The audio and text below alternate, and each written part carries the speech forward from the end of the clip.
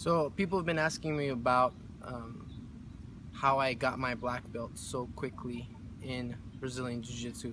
I started Jiu-Jitsu the summer of 2008, right around August of 2008. I was living in Japan, working as an English teacher. I was looking for a hobby to kind of keep myself active. The Friday night trainings, something to do on a Friday night instead of just go out and drink and hang out. I was looking for something else to do, and that's how I started with Jiu-Jitsu, 2008. And then let's see, it was November of 2012. I got my black belt from Marcos Torregrossa.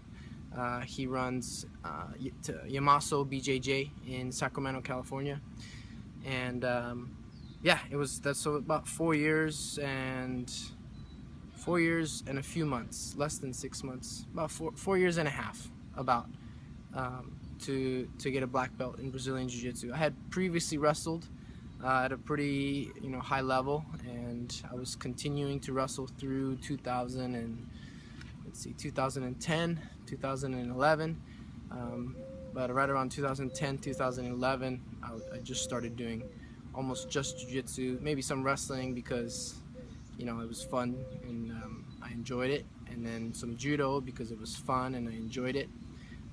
But I didn't know how fast it was at the time, but 4.5 years is pretty fast for a black belt in Jiu-Jitsu. And I think there's a couple things that I can really pinpoint that I think influenced my quick retention, me learning really quickly, or progressing pretty quickly. And first, I have to attribute it to my instructors. The instructors I started with, Marcio and Michelle Miyashita, they're no longer in Japan. They're in Brazil now, teaching in Brazil, but Sao Paulo, Brazil. But they were the kind of instructors that didn't hold anything back. They analyzed the game, they analyzed competition, and they taught based on what they had analyzed. They would figure everything out and they would teach it to you. They also preached the importance of retention. So every Friday, every couple Fridays, we'd be warming up and they would ask if we remembered everything. And the first couple of times I would say yes, but as time went on, I would start to ask them about this and that, things that I had forgotten, that I maybe knew how to do 50 or 60% of the move, but the other 40% I wasn't 100% certain. And so it was important to them that we knew and understood the details. I was really fortunate enough when I moved back to the States to bump into Marcos Torregrossa. And for those of you who don't know him, he is also a real true technician.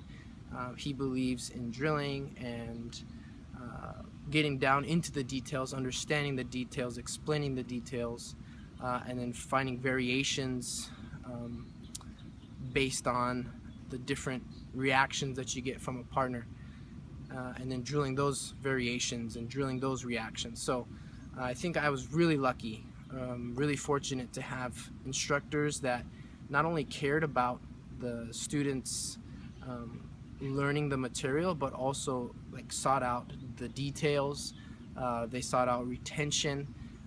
It wasn't just, here, I've taught you the knowledge and it's up to you what you do with it, but it was a process, and they understood and preached that process of learning rather than just learning, taking learning in an individual bite-sized lesson. They did that, but then they also expanded over your training, and created a system based on that.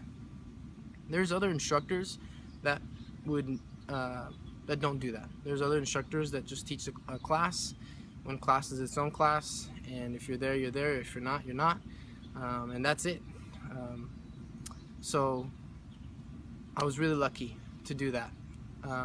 At that time, I was also reading a book called Mind Gym, and it talked about the mental process and talked a lot about visualization. So something that I incorporated into my training was in between each class. So let's say I practiced on Monday and then next class was on Wednesday.